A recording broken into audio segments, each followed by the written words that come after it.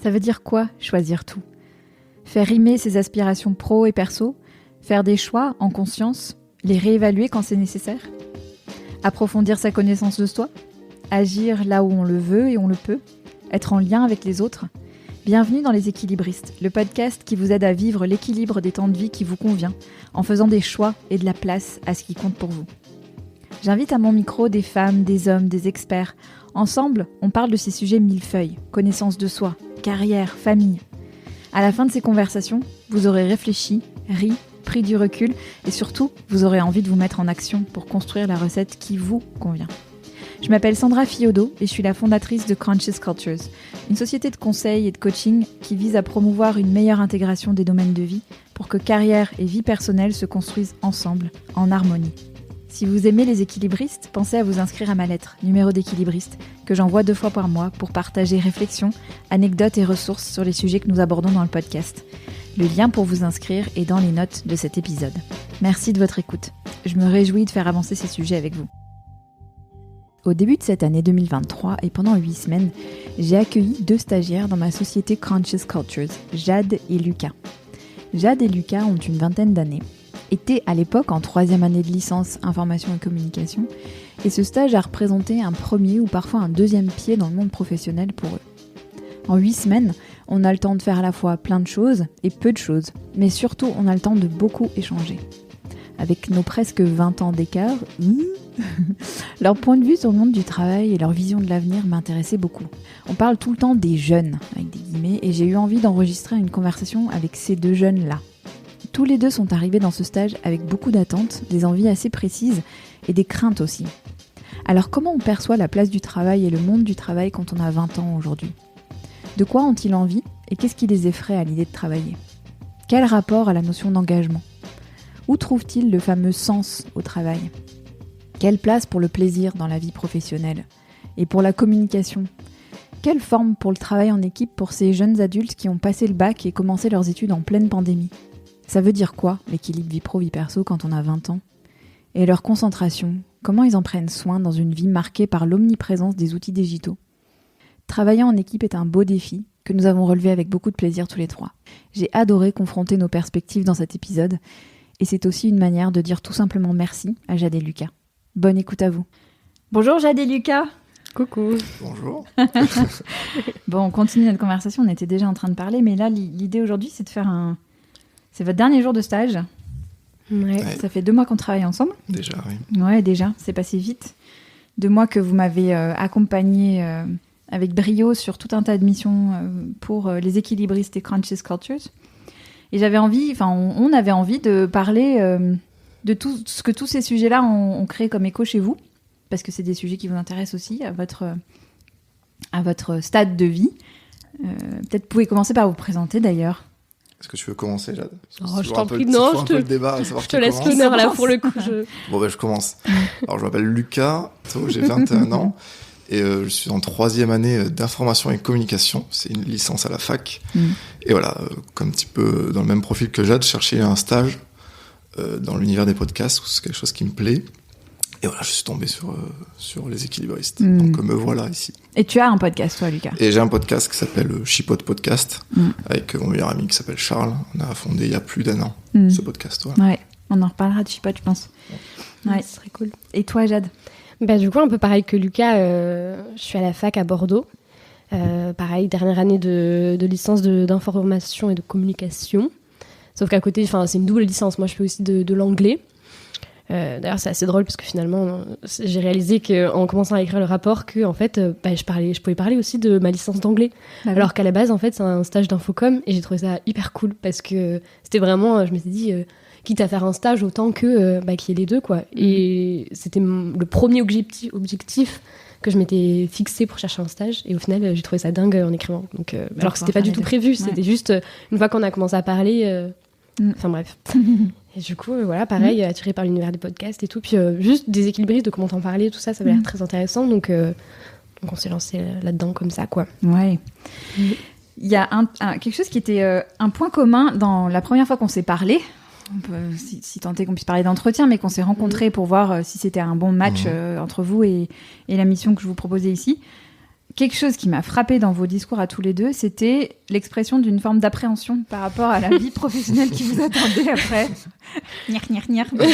Petit rire gêné. Ouais, vous voulez nous en dire ça représentait quoi pour vous, et est-ce que ça a évolué? C'était quoi cette entrée dans le monde du travail? Parce que là, donc 3e année, donc encore 2 ans d'études a priori. Normalement, ouais, la licence, ça ouvre au master. C'est-à-dire, si on finit sur une licence pour entrer dans le marché du travail, c'est pas très intéressant. Donc ça ouvre vers le master, ouais. Et ça représentait quoi pour vous l'idée de le monde du travail avec un grand M? Moi, j'avais déjà un peu expérimenté, mais c'était à travers les jobs d'été, où juste travailler 2-3 mois. Mais c'était quand même déjà un vrai métier, en fait, pendant 2-3 mois me plonger dans une entreprise, etc. Ouais. Là, c'était jamais dans le métier de la communication, enfin, jamais dans un métier qui était lié à mes études. Et là, c'était la première fois que vraiment je rentrais dans une entreprise qui était liée à ce que j'aimais faire, en fait. Donc, une appréhension quand même. Puis, on en parlera un peu après, mais une peur d'être stagiaire, en fait. Une peur d'avoir le bureau du stagiaire au fond de la salle et à devoir aller chercher un peu les cafés et faire les tableaux Excel toute la journée. Donc, une appréhension par rapport à mon statut, je pense. T'es qu'un stagiaire, de toute façon, tu feras des boulots de stagiaire tu vas faire ça pendant 8 semaines, j'avais peur que ça soit long. Et d'être cantonné à mon rôle de stagiaire. Et rôle de stagiaire, donc c'est à exécuter, à faire des choses. Ouais, c'est ça. Moi, quand j'ai fait mes recherches, je voulais une petite entreprise parce que je voulais justement cette relation avec la personne de l'entreprise. Je voulais pas être dans une structure où ils sont 200 et où j'en suis un parmi un roulement de stagiaires. Je voulais avoir quand même ce rapport humain avec la personne de l'entreprise. Ouais. Le rapport humain, et est-ce qu'il y a une notion aussi d'avoir la main, de voir l'impact de ce que tu fais, c'est-à-dire aussi. Ouais, je voulais pas que juste mes missions, ça soit après ça s'envoie dans un dossier, que ce dossier soit il se perd, soit il est un peu mis de côté, j'ai envie de dire. J'ai envie que ce que je fais, ça soit sur la réalité et que ça soit pas juste une tâche qu'on me donne à faire, quoi. Ouais, ça on va en reparler de la notion de réalité aussi parce que c'était un autre truc qui m'avait frappé. Et toi, Jade, comment tu te projetais et comment ça voulait dire quoi pour toi rentrer dans le monde du travail? Moi je trouve que c'est assez particulier parce que le monde du travail, c'est techniquement la suite des études, donc tu pars du principe que c'est 2 choses qui sont complètement liées, alors qu'en fait, dans nos études, on nous mêle jamais vraiment au monde du travail, c'est très théorique, en tout cas à la fac. Ouais. Donc je trouve que ça paraît hyper logique et hyper, dans l'esprit de tout le monde, hyper simple d'aller au travail, d'aller dans ce cheminement-là, alors qu'en fait... c'est 2 mondes hyper différents et c'est un truc, t'as l'impression que c'est un peu un chemin un peu sinueux et au fond t'as n'importe quoi, t'as la cascade et c'est la cascade, c'est le monde du travail, quoi. C'est vers quoi tu dois arriver et tout. Et en fait moi je trouve ça super flippant parce qu'on connaît des adultes qui travaillent déjà, on sait et on voit souvent quand on nous en parle, c'est pas toujours très rose, c'est compliqué, c'est beaucoup de choses et des problématiques que nous on rencontre pas. Et du coup, juste pour ça, moi, ça me faisait peur, quoi. Mais du type, qu'est-ce qui est compliqué? Je sais pas, mais déjà, je trouve que de pas s'y épanouir, en fait, d'avoir des tâches, que le travail, il y a l'aspect financier aussi qui est forcément indétachable de ça. Et du coup, forcément, t'as ce truc où le travail, il t'apporte aussi une sécurité financière, mais en même temps, tu fais des tâches qui sont censées être stimulantes, intéressantes. Et moi, j'ai l'impression de plus en plus que y a plein de gens qui travaillent et c'est devenu vraiment un gagne-pain. Et ce que tu fais, ça a plus d'intérêt, plus de sens, en fait. Et c'est juste, j'ai hâte que ma journée finisse et tout. Et moi, ça me fait super peur parce que je me dis... on a qu'une 20aine d'années et on est censé arriver jusqu'à la retraite en travaillant. Et je me dis, je me vois pas passer 40 ans de ma vie... à faire des choses qui m'intéressent pas ou juste j'ai hâte que ça termine, quoi. Donc en fait, si je t'écoute, parce que on dit plein de choses, parfois très caricaturales sur votre les jeunes, les jeunes, et sur tu vois une volonté de sens et tout. Et quand je t'entends, le mot sens, il veut dire avoir de l'intérêt dans ce qu'on fait, être intéressé par ce qu'on fait et avoir ça rejoint ce que tu disais, Lucas, mais cette sensation que ce que tu fais sert à quelque chose, que c'est pas un fichier Excel qui va se perdre dans des milliers d'autres fichiers Excel et qui servira à rien. C'est un peu ça. Ouais, puis moi c'était beaucoup par rapport à mes parents aussi, parce que j'ai vu mes parents qui ont des métiers qui leur plaisent pas vraiment, que c'est purement alimentaire. Et cette pression de pas vouloir refaire le même schéma que mes parents, c'est bête, exactement, mais de pas faire 40 ans dans une entreprise qui te plaît pas, juste pas parce que t'as des enfants, il faut bien, au moment, faut gagner de l'argent, t'as pas vraiment le choix. Donc j'ai un peu cette peur aussi de ne refais pas les mêmes erreurs que peut-être tes parents ont fait, et vraiment concentre-toi sur, fais tout pour avoir un métier qui te plaît. Ça peut paraître bateau, hein, de faire un métier qui nous plaît, mais ouais, c'est vraiment quelque chose qui comptait pour moi. Ouais. Et comment vous tâtonnez pour savoir ce qui vous plaît? Je trouve que pour le coup, là, le stage, c'est un vrai exemple de choses qu'on peut expérimenter pour voir si ça nous plaît. Parce que quand on parle du travail, je pense qu'il y a un truc... on pense au métier, on pense aux tâches. Mais en fait, les tâches, elles viennent s'inscrire aussi dans un univers, dans l'entreprise, quoi. Et l'entreprise, on a l'impression... Enfin, moi, j'ai l'impression que ma vision, elle commence vraiment à évoluer, à devenir de plus en plus réelle. Parce qu'avant, pour moi, une entreprise, c'était un immeuble, quoi. C'était un truc avec des étages, un ascenseur, le bureau du patron, et tout le monde travaillait comme ça. Sauf qu'en fait, j'ai réalisé que j'ai déjà eu plusieurs stages ou des petites expériences pro comme ça, comme Lucas disait, des petits métiers. À chaque fois, tu fais des tâches qui s'inscrivent dans un contexte qui peut être complètement différent.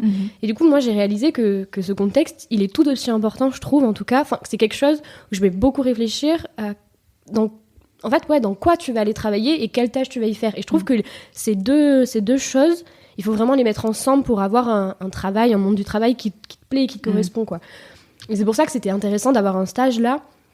Moi, je m'étais beaucoup posé la question. Lucas, par exemple, toi, tu disais, moi, je voulais chercher une petite entreprise. Moi, je savais pas trop si je voulais une petite chose ou justement quelque chose de très grand. Parce que je pense que les deux, pour moi, c'était des inconnus. Donc, j'aurais tout autant à apprendre que d'aller dans une très grande entreprise où tout est très quadrillé, où le bureau du patron, il est dans telle pièce, machin, tout ça. Ou justement, de faire du travail à domicile parce que c'est une petite entreprise et qu'il n'y a pas de bureau, etc. Et je trouve que c'est vraiment important de prendre ces choses-là en compte parce que tu réalises qu'en fait, la manière de travailler, dans quel contexte tu vas travailler, elle va vraiment... je pense que tu peux faire exactement la même tâche dans une petite entreprise et dans un grand truc, et tu ne travailleras pas du tout de la même manière. Ce sera pas du tout... l'environnement qu'il y aura autour, il va beaucoup impacter sur ta tâche, quoi. Et ça, c'est un truc, c'est vraiment important, je pense, d'y réfléchir. Ou en tout cas, d'avoir la chance de pouvoir en expérimenter différentes sortes pour voir qu'est-ce qui te correspond, en fait, tout simplement. Et toi, l'environnement, je sais que c'était un truc auquel tu étais sensible aussi, Lucas. Mais justement, pour ta question, comment on va dire, on trouve un peu sa voie. Je pense que moi, il y avait une phrase qui m'avait marqué, que pour trouver sa voie, il faut en emprunter plein, en fait. Qu'il faut... c'est pour ça que là, je fais là, je suis dans la branche podcast, mais dans 6 mois, je peux très bien m'intéresser aux animaux. Là, j'ai un projet pour devenir prof à l'étranger. Vu que je ne sais pas quoi faire, j'ai envie d'essayer plein de choses. Et je me dis, peut-être qu'un jour, il y a quelque chose que je ferai où là, je sentirai qu'il y a quelque chose au fond. Et vu que je sais pas encore vraiment quoi faire, je préfère... je me dis, j'ai 20 ans, je préfère aller voyager, expérimenter plein de choses pour, peut-être trouver cette voie, peut-être. Ouais. Je trouve ça chouette, cette liberté, enfin, je sais pas si c'est liberté le mot, mais en tout cas, cette option que vous vous donnez, que vous avez bien raison de vous donner, mais de se dire, je teste des choses et je vais voir parce que je vois pas comment c'est possible d'être déterminé à 20 et quelques années, de dire c'est exactement ça que je veux faire, enfin, où on peut l'être, hein, mais cette ouverture-là, moi, je la trouve intéressante. Je voulais rebondir un petit peu sur des choses que vous avez évoquées là, mais sans se rouler dans les caricatures, il y a quelque chose qu'on dit souvent, c'est cette idée que le travail comme si votre génération ne recherchait que le plaisir dans le travail, tu vois, comme si il fallait que ce soit du kiff en permanence et que dès que c'était un peu déplaisant ou quoi, il y avait une notion de ça m'intéresse pas, je zappe. Et moi j'ai pas du tout retrouvé ça chez vous, mais voilà, qu'est-ce que ça vous évoque, ça? Moi je trouve que je comprends en fait je sais pas si c'est un préjugé ou un stéréotype, parce que c'est vrai qu'on a envie de prendre plaisir dans ce qu'on fait, mais je trouve que ça va trop loin parce que en fait si t'as une cause au bout qui te... Enfin, je veux dire, je vais pas prendre plaisir dans chaque chose exactement de ce que je vais faire, mais si le projet en lui-même, il m'intéresse, s'il y a s'il y a un projet qui m'intéresse, je vais mettre en place toutes les étapes qu'il faut pour que mon projet, il prenne vie, il puisse réaliser. Et pour ça, j'ai pas de problème à avoir des étapes qui, elles, ne vont pas me plaire ou ne vont pas forcément m'exalter de plaisir. Et je veux dire, il faut quand même prendre ça en compte. On a quand même... je pense qu'on est quand même beaucoup à avoir cet aspect-là où on voit pas non plus la vie en rose avec des pâquerettes partout, quoi. Ouais, mais je pense qu'il y a eu un mouvement de... en fait, on veut mettre du sens dans notre travail. On n'a plus envie de bosser sans avoir vraiment un sens derrière. Et du coup, c'est lié au plaisir. C'est-à-dire que vu qu'on veut mettre du sens, on veut aussi mettre du plaisir. Mais il faut pas que ça soit un peu ce que tu as dit, Jade, dans l'extrême de où on veut que du plaisir. Parce que dans ce cas-là, il y a d'avoir des métiers qui existent comme ça où c'est purement que du plaisir, mais c'est quand même très rare. Et il y a quand même, je trouve, un plaisir à avoir une petite souffrance, c'est-à-dire de bon, mais je sais pas faire ça, c'est un peu pénible, mais une fois qu'on y arrive à la fin, là, on a notre plaisir. Et je trouve que d'un peu dans ma génération, on ne cherche plus trop à se faire un peu souffrance. C'est-à-dire que je parlais à une amie qui est manageuse dans un bar. Elle nous disait, maintenant, ils veulent plus travailler le dimanche, ils veulent plus travailler le soir, plus les week-ends. En fait, c'est quoi? C'est une génération de feignants, je sais pas trop. Ouais. Mais, il y a un équilibre entre avoir un certain plaisir et connaître ses limites de l'implication dans le travail qu'on y met et ne plus vouloir bosser, en fait. Ouais, c'est ça, exactement, c'est ne plus vouloir bosser. Et ça me fait penser, cette conversation qu'on avait eue ensemble, parce qu'on a vachement parlé d'intelligence artificielle, il se trouve que pendant la durée du stage, il y a eu que des articles et que toi, Lucas, t'as vachement expérimenté avec le sujet. Et on se disait, mais en fait, il y a un truc un peu particulier aussi dans cette intelligence artificielle qui enlève tout le plaisir de la création et la galère de la création, et donc la fierté d'avoir abouti à quelque chose... dans certains cas d'application, bien sûr, c'est beaucoup plus large que ça. Mais oui, cette notion de... Moi, ça m'intéresse aussi, cette question de cette notion d'effort et cette notion de...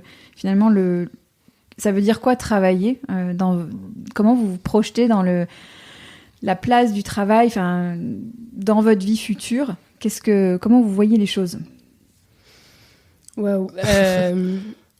Je peux commencer, si tu veux. Je pense que un métier ma vision idyllique un peu du travail, c'est que si j'y vais, je n'ai pas cette pensée de travailler. Je me dis pas je vais au travail. Enfin, si, je peux me le dire, mais je me dis j'ai pas ce stress d'aller au travail. J'y vais comme un plaisir, en fait.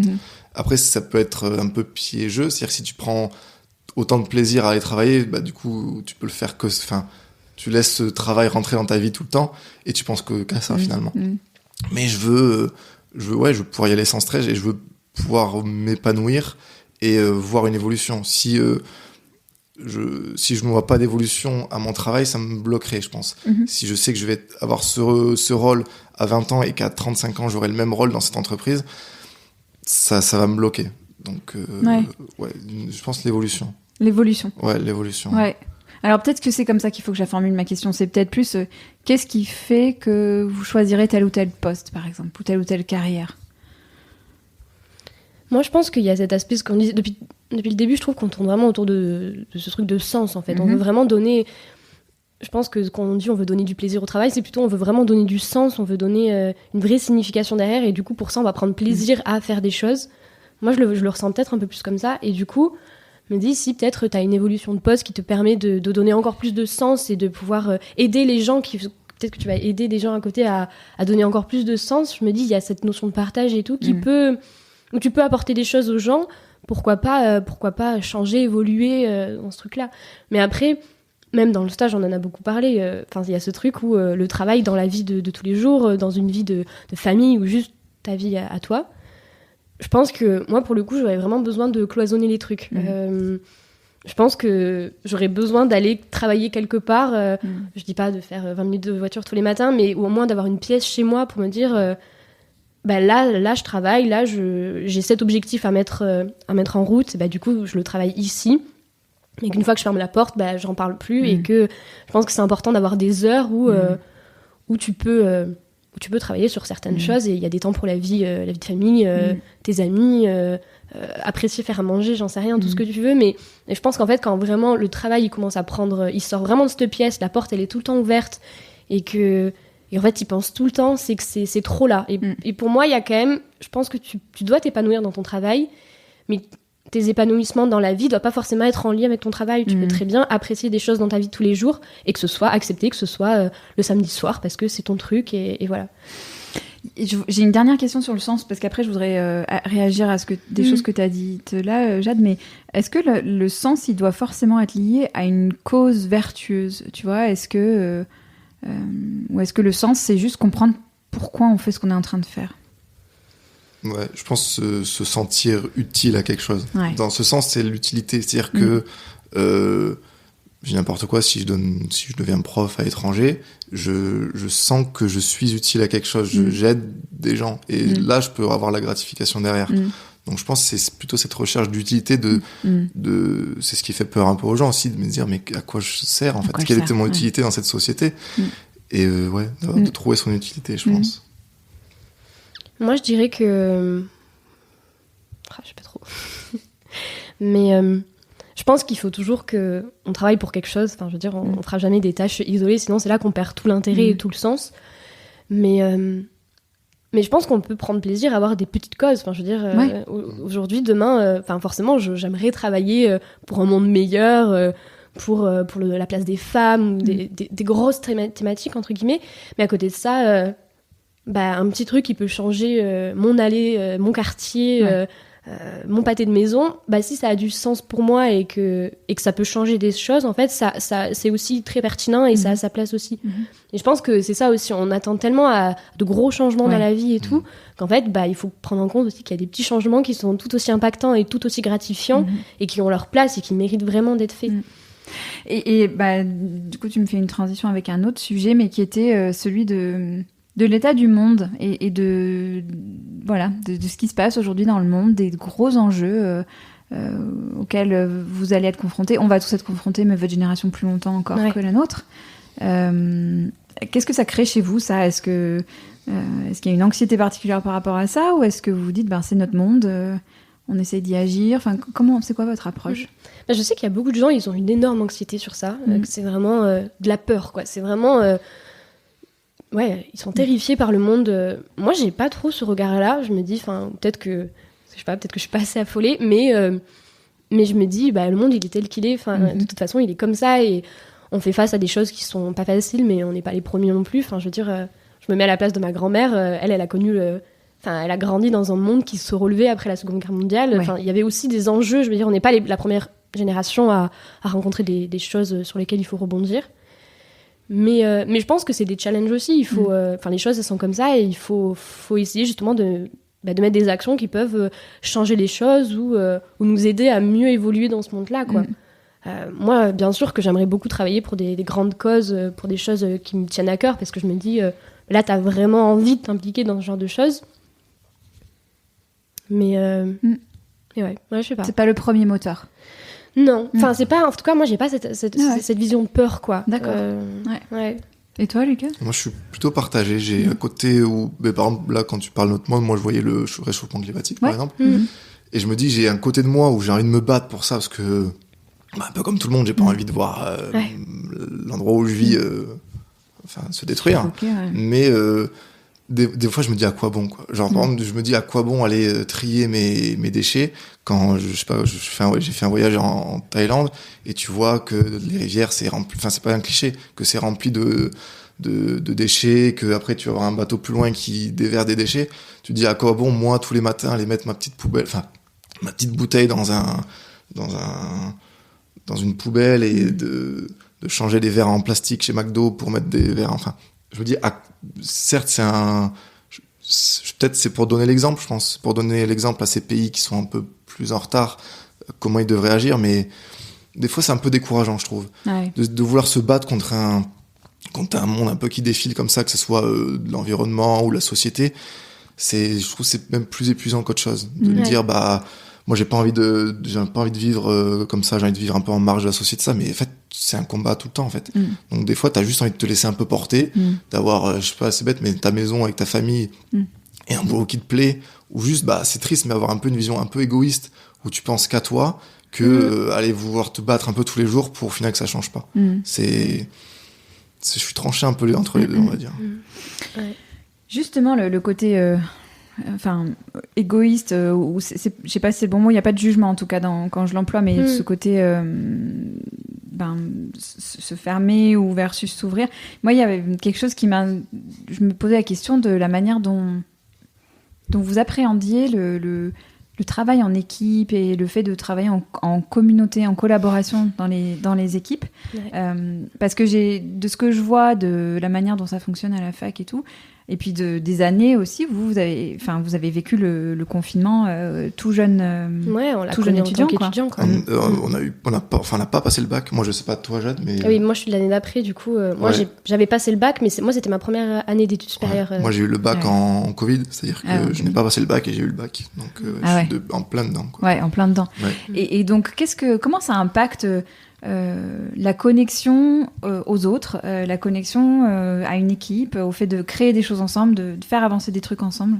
Quoi, donc le Covid? Ouais, enfin, cette partie-là de la vie où on était très isolés, en fait. Moi, je pense que ça remonte un peu plus loin. Si j'ai bien compris la question, moi, maintenant, je me surestime. C'est-à-dire que je me dis que je suis un étudiant bac plus 3. C'est triste, mais j'ai pas envie qu'on me parle comme de la merde, si je peux dire, dans le podcast. Mais parce que j'ai vécu une expérience où j'ai fait une seconde professionnelle en boulangerie-pâtisserie, où je devais démarcher des stages et appeler des patrons, tout ça. Et j'ai un patron qui m'a super mal parlé. Et c'était l'élément déclencheur un peu de ma vie, où je me dis, mais en fait, je veux pas qu'on me parle comme ça, en fait. Je veux pas être dans une atmosphère où je suis un bon à rien, où je veux être... en fait, je veux m'entourer de gens qui sont bons pour moi. Donc, par rapport au Covid, tout le monde a été très recentré sur soi-même. Ça a été beaucoup de questionnements aussi pour moi, de me dire, finalement, qu'est-ce que je veux, avec qui je veux être. Et je me suis dit, en fait, je veux pas me faire du mal à moi m'investir avec des gens qui en valent pas la peine. Donc, s'ils veulent travailler avec moi, et que moi aussi, et que les deux s'accordent et que ça se passe bien, il n'y a pas de souci.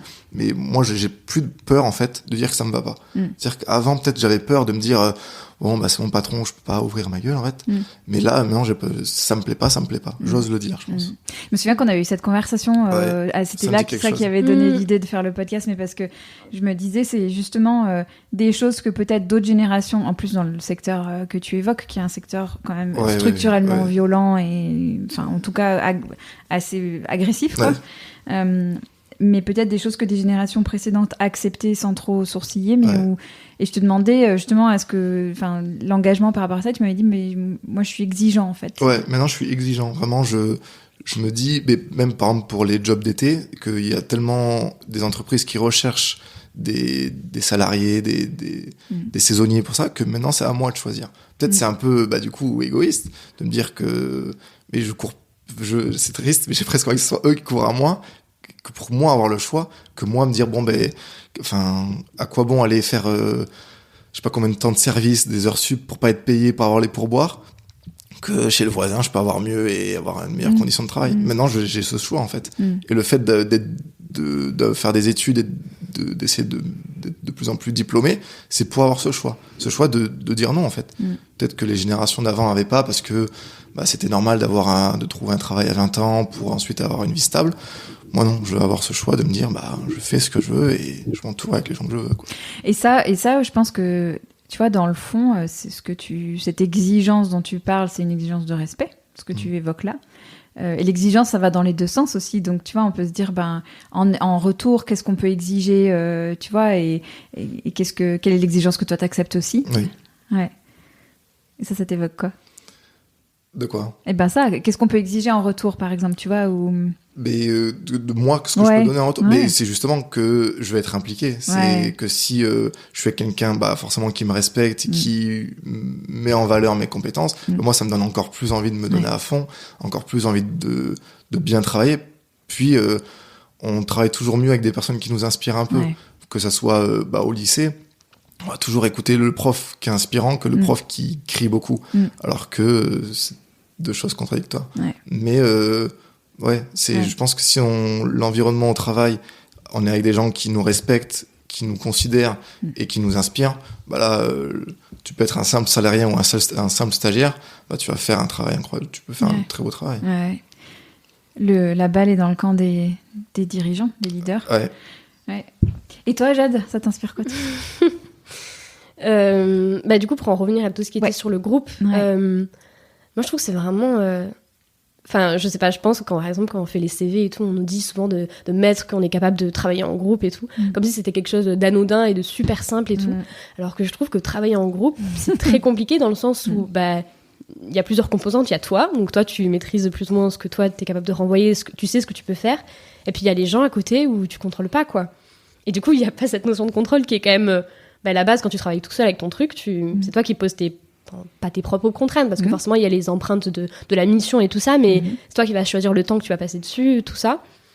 Alors que quand tu travailles en groupe, travailler avec les gens, c'est pas toujours facile. Et je trouve que c'est super intéressant parce que tu peux faire des trucs absolument incroyables. Enfin, moi, j'ai des souvenirs de...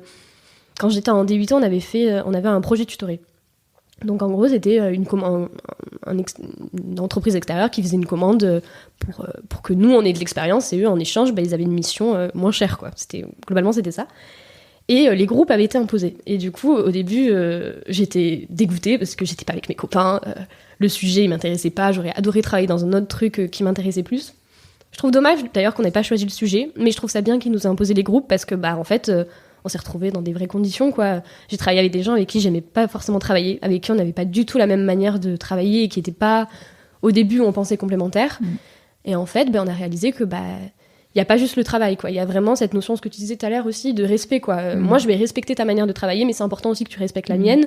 Et que toi, tu vas travailler comme ça, moi, je travaille comme ça. Il y a tout ce dialogue qui va se mettre en place qui, concrètement, va pas être utile sur ce que tu vas rendre sur le travail final, mais qui va t'apprendre vachement sur le groupe, sur l'autre personne, et qui va te permettre de comprendre comment faire un travail encore mieux, en fait, avec toutes ces composantes et toutes les capacités de tout le monde, quoi.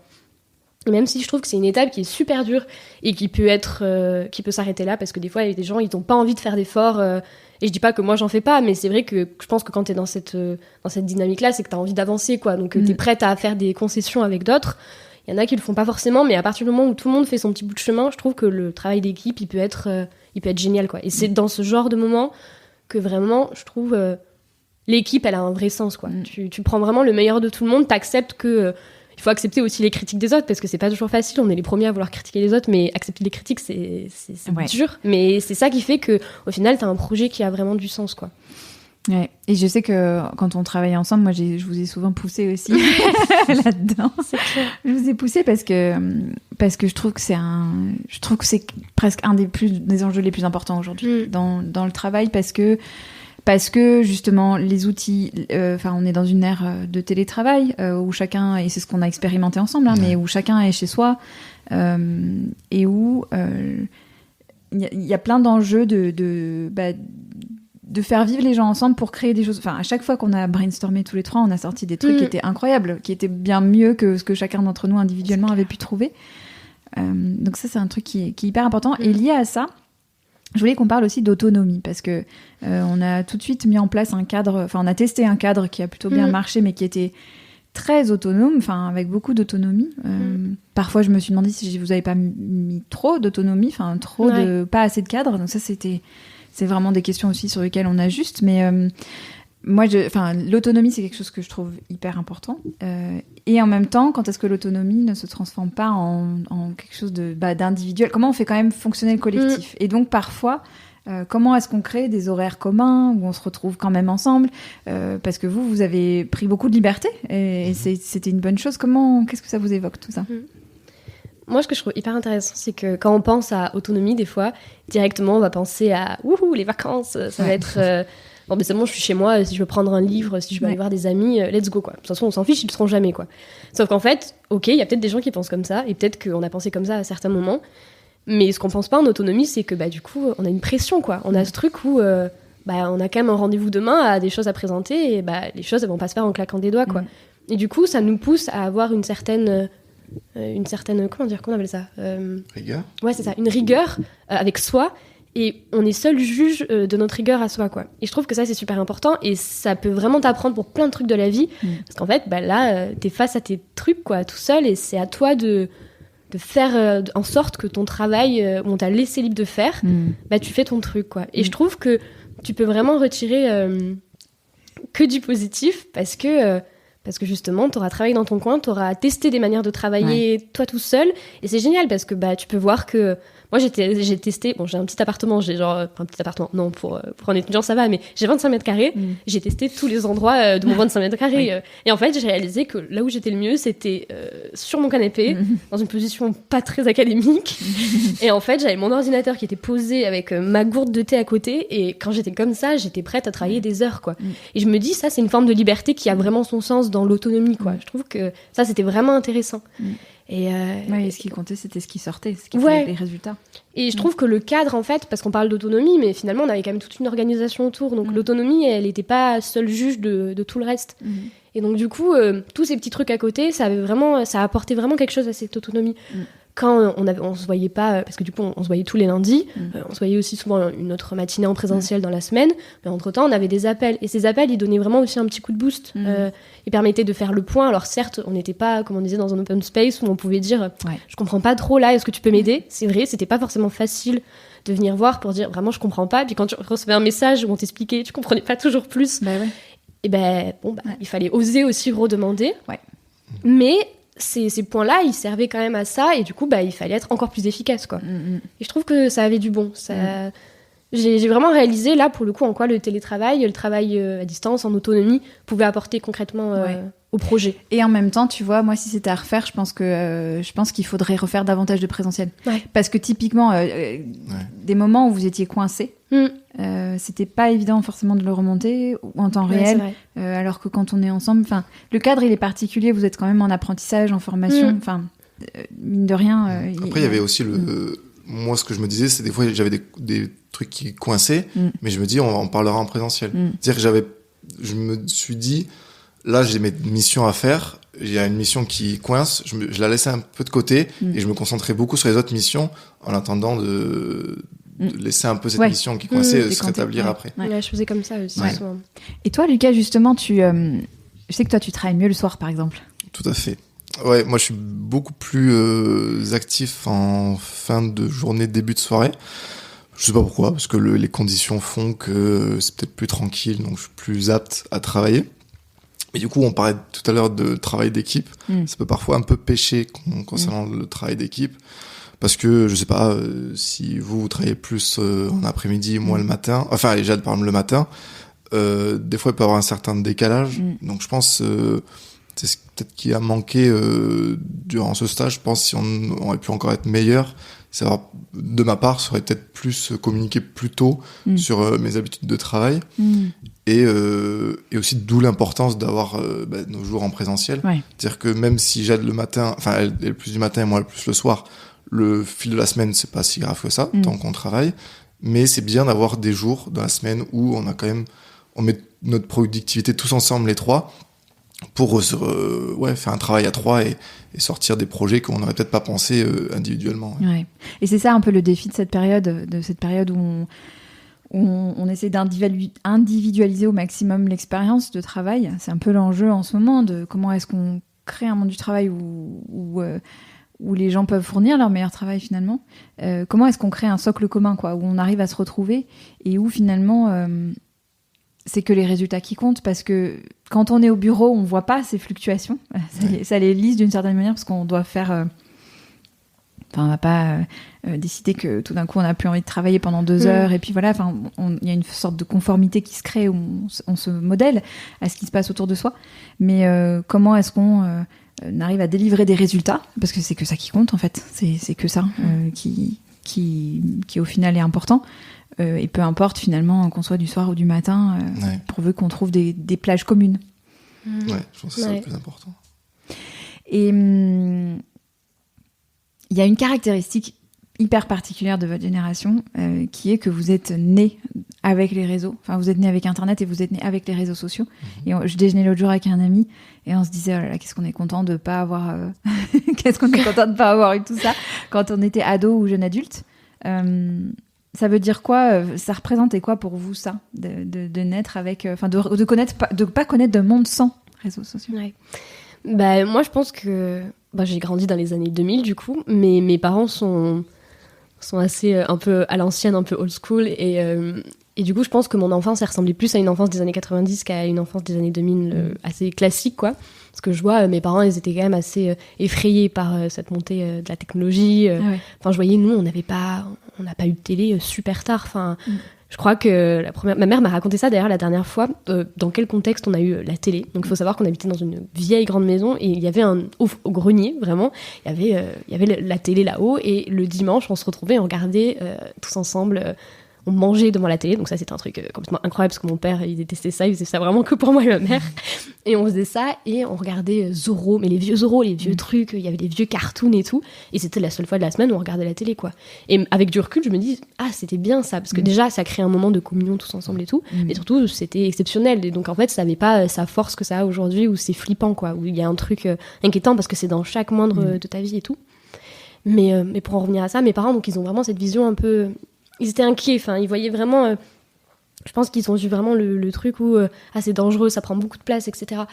Et du coup, j'ai souvent été un peu en décalage vis-à-vis des autres, où j'avais pas forcément les mêmes objets technologiques en même temps que tout le monde et tout. Et je leur en voulais. Franchement, à l'époque, ça pouvait être source d'engueulade un peu, quoi. Et même la première fois où j'ai eu un téléphone, c'était parce qu'il y avait eu un souci avec le bus et du coup ma mère elle avait pas pu me joindre et du coup à ce moment-là c'était l'argument tout trouvé pour dire tu vois si j'avais un téléphone tu aurais pu savoir que ça n'allait pas. Souvent, mais c'est pour les bus. Mais vraiment, et ça me faisait rire parce que du coup on a tous eu un téléphone, t'es en mode ouais mais c'était à cause du bus. Non mais pour en revenir à ça, donc c'est marrant. Mais comme on disait tout à l'heure avec Lucas, on étudie les sciences de l'information et de la communication. Donc déjà, c'est hyper intéressant dans le sens où c'est quand même une science, il y a quand même toute une réflexion autour de ça. Et du coup, je pense qu'on n'a pas forcément tout à fait le même regard que d'autres jeunes sur le truc parce que c'est notre terrain d'étude, quoi. Je veux dire, c'est sur ça qu'on se concentre, pas forcément que les réseaux sociaux, mais c'est quand même un des médias qui a popé et qui est central aujourd'hui. Donc on les étudie beaucoup et surtout, on nous pointe souvent du doigt quelles sont les limites, quelles sont les peurs et quelles sont les dépendances que tu peux créer vis-à-vis de ces trucs-là. Et donc du coup, c'est super intéressant parce qu'on a un regard qui est peut-être un peu plus éloigné qu'une dépendance adolescente sur les réseaux, quoi, qu'on peut avoir aujourd'hui. Et c'est ce que je trouve hyper intéressant, c'est justement de voir qu'est-ce qui fait peur et qu'est-ce qui est inquiétant. Et du coup, tu peux potentiellement l'étudier et faire en sorte que ce soit mieux adapté ou comment l'encadrer, etc. Donc ça, c'est intéressant. Donc je pense qu'on a un regard, pour en revenir à ta question initiale, c'est sûr qu'on n'aura pas du tout le même regard que vous, mais le fait d'avoir grandi dedans, on voit aussi le positif. Vous voyez peut-être plus le monde avant, le monde sans, donc qu'est-ce qui était tout positif sans ça. Mais nous, on peut voir aussi tout ce que ça nous a apporté. On a une source de connaissances qui est quand même gratuite. Il faut quand même voir ce genre d'aspect-là. Des vidéos YouTube où tu peux apprendre tout et n'importe quoi. Et ça, c'est quand même génial. Moi, hier... quand je dis hier, c'est la semaine dernière, j'ai appris à faire du crochet grâce à YouTube. Et je me dis, c'est génial, quoi. J'avais besoin de personne, j'ai appris ça dans mon coin et j'étais super fière d'avoir fait mes 6 nœuds, alors que c'est un truc de grand-mère où normalement tu fais ça avec tes livres. Tu me donneras ton site parce que je vais apprendre à crocheter. Non, je te ferai des petits tutos. Non, mais du coup, c'est chouette. Il y a vraiment énormément de négatifs et c'est très intéressant à étudier, mais il faut aussi garder tout le positif qu'il y a parce qu'il est clairement là, quoi. Ouais. Et toi, Lucas, le rapport au réseau Moi, je suis tombé très tôt dedans. C'est-à-dire que j'ai eu un ordinateur très tôt. Je pense même mon premier ordinateur, je devais avoir quand même 13 ans. 12 ans. Donc, c'est quand même assez tôt pour un ordinateur. Et moi, j'ai baigné dedans, en fait. Je suis un enfant d'Internet. C'est-à-dire que tous les codes d'Internet, j'ai vécu avec. En fait, je pense que j'ai même construit un peu ma personnalité via Internet. Les gens que je regardais, avec qui peut-être je jouais, ça, j'ai construit ma personnalité autour de ça. Et j'en ai tiré beaucoup de positifs quand même. Ça m'a aidé à me construire. Et même maintenant, en fait, je m'intéresse qu'au côté, on va dire, un peu positif, parce qu'il y a tout un peu n'importe quoi sur Internet. Mais j'en tire vraiment de positif. Je m'en sers pour apprendre des choses, pour essayer d'élargir mes connaissances. Justement, comme tu disais, Jade, on peut apprendre tout et n'importe quoi, aussi de la façon un peu de tout et n'importe quoi. N'importe qui peut apprendre n'importe quoi. Mais en fait, le fait d'avoir grandi avec ça, maintenant, j'arrive mieux à distinguer ce qui est, on va dire, du fake ou pas. C'est-à-dire que, vu que je connais les codes, je sais ce qui est bon pour moi, ce que je peux en tirer dans Internet. Donc voilà. Et le rapport avec le travail de tout ça Tu sais qu'on parlait... j'ai une vision un peu...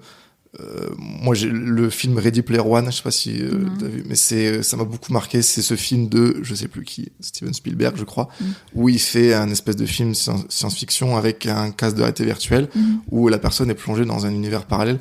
Alors, je vais pas dire que je pense que le futur va être ça, mais je commence à voir des petites brives que maintenant qu'avant on voyait dans les films un peu dystopiques, qui viennent dans notre réalité. Et en fait, ça bouleverse tout.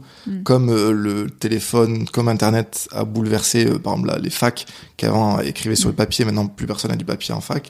Ouais. Et bien là, maintenant, c'est un peu le tour des intelligences artificielles, où tout le monde en parle énormément en ce moment. Mais je me dis, à quoi bon contrer ça, en fait? Les facs essaient de le contrer. Peut-être maintenant, les entreprises vont aussi s'y intéresser et se dire, bah non, tu vas pas faire ce rapport avec l'intelligence artificielle, tu vas le faire toi-même. Mais tu peux pas, en fait. Tu peux pas contrer cette avancée technologique et cette révolution. Ça, j'ai envie de dire aux facs, ça ne sert à rien de le contrer. Ça avancera même sans elle, en fait. Donc, je suis d'un côté assez content parce que je me dis qu'il y a des tâches j'appelle ça un peu des tâches de robots, c'est-à-dire des tâches qui pourraient vraiment être réalisées par des robots et où c'est vraiment une pénibilité à enlever.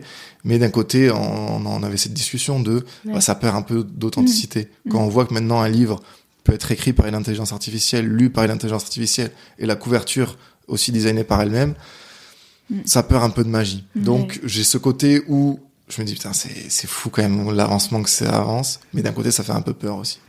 Et par rapport aussi je sais qu'on a eu cette conversation à plusieurs reprises aussi pendant le stage sur la concentration. Ah oui. Ouais, justement, moi, c'est, je pense, le côté un peu négatif du fait d'être né avec tous ces réseaux autour de moi et cet univers, c'est que maintenant, je pense que j'ai des problèmes de concentration, surtout quand j'essaie de lire, par exemple. Quand j'essaie de lire, va falloir vraiment que je mette le téléphone de côté et que je me force. En fait, c'est ça, c'est presque plus fort que moi. Je suis obligé d'éteindre le téléphone et presque de le cacher sous le lit pour devoir me concentrer sur un livre. Et même quand je le fais pas, et que j'ai le téléphone à côté de moi et que je lis, et bien, il suffit juste que j'ai une petite notification pour ensuite me perdre des heures dedans et me dire, oh, c'est bon, j'ai lu le chapitre, je le ferme.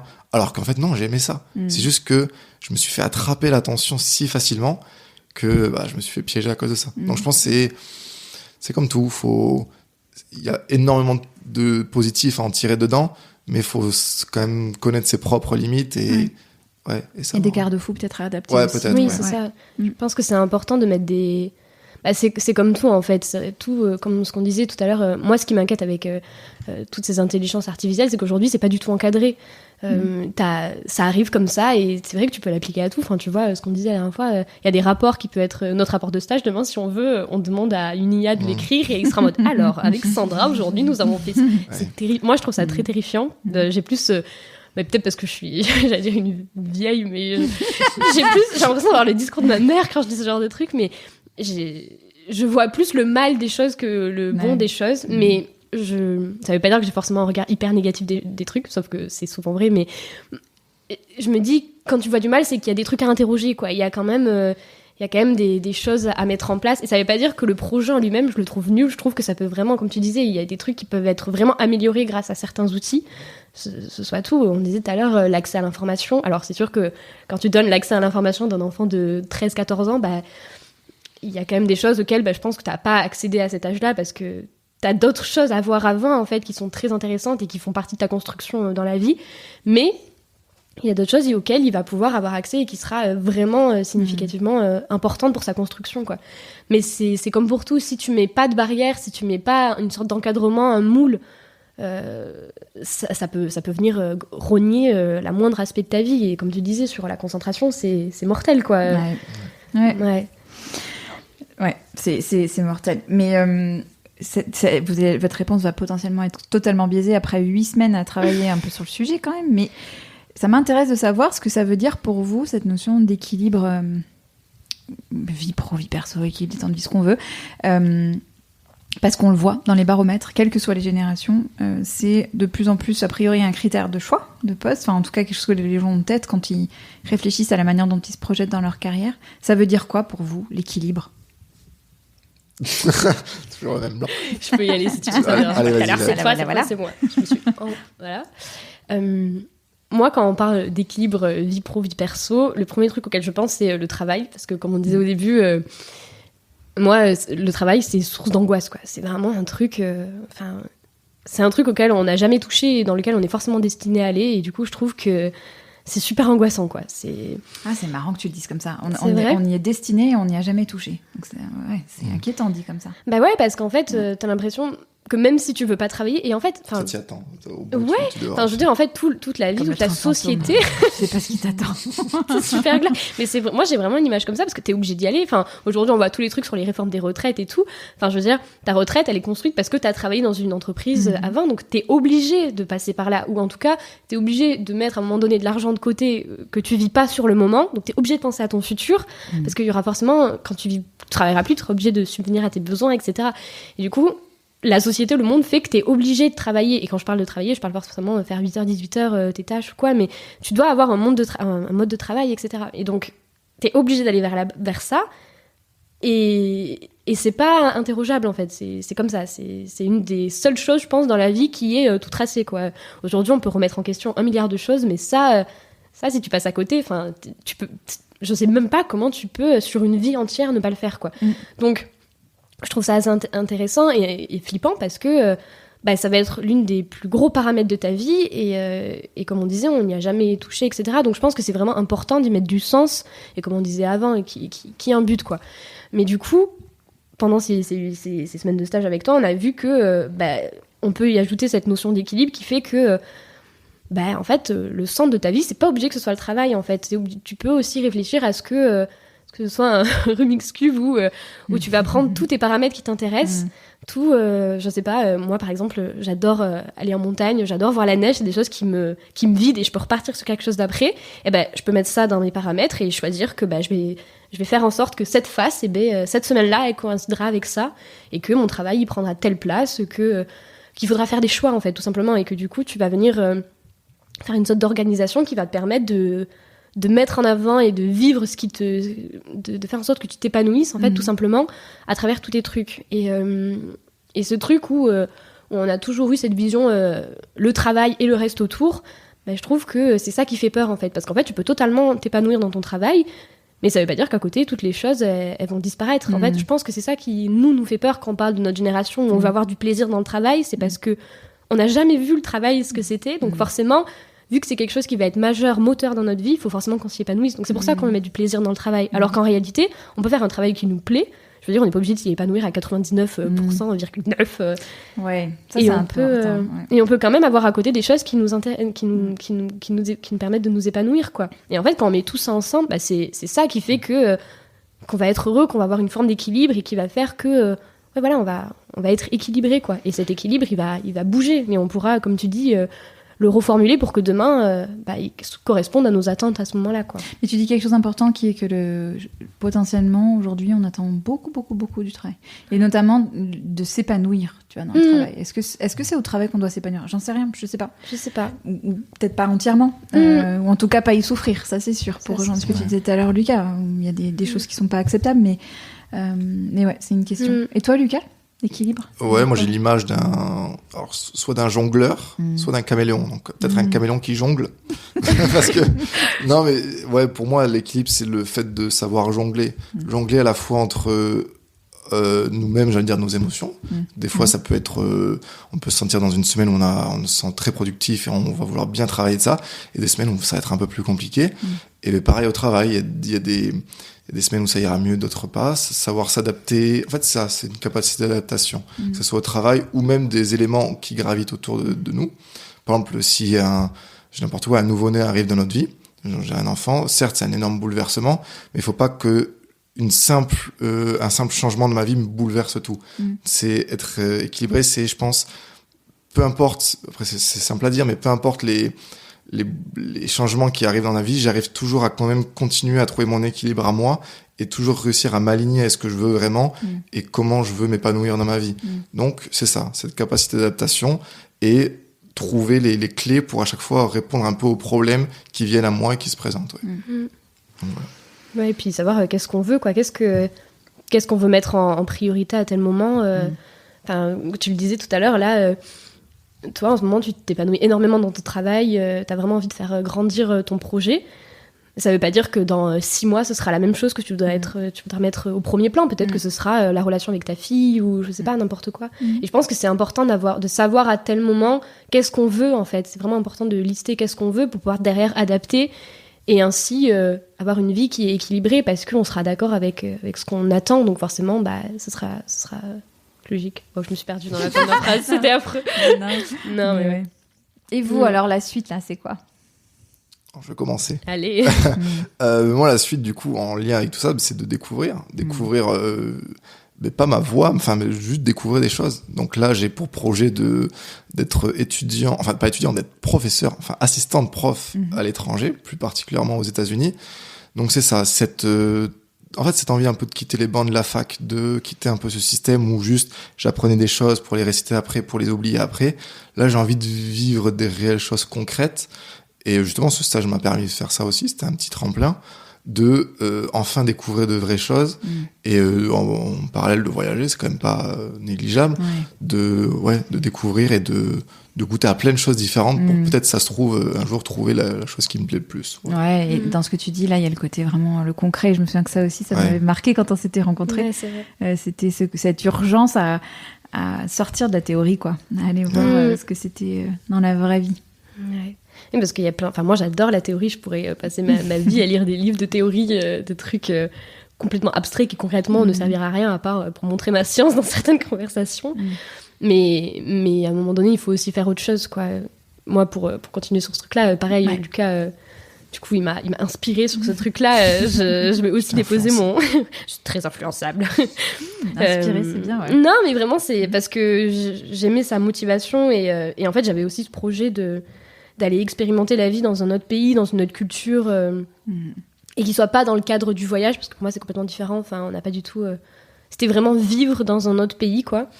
Et pour ça, je trouve que c'est super. En plus, là, l'idée c'est vraiment d'aller assister, de partager ta culture à des gens qui la connaissent pas. Et je trouve que c'est quelque chose de magique, de trop beau. Enfin, il y a vraiment ce truc d'échange qui est, en tout cas à l'extérieur, qui est super intéressant.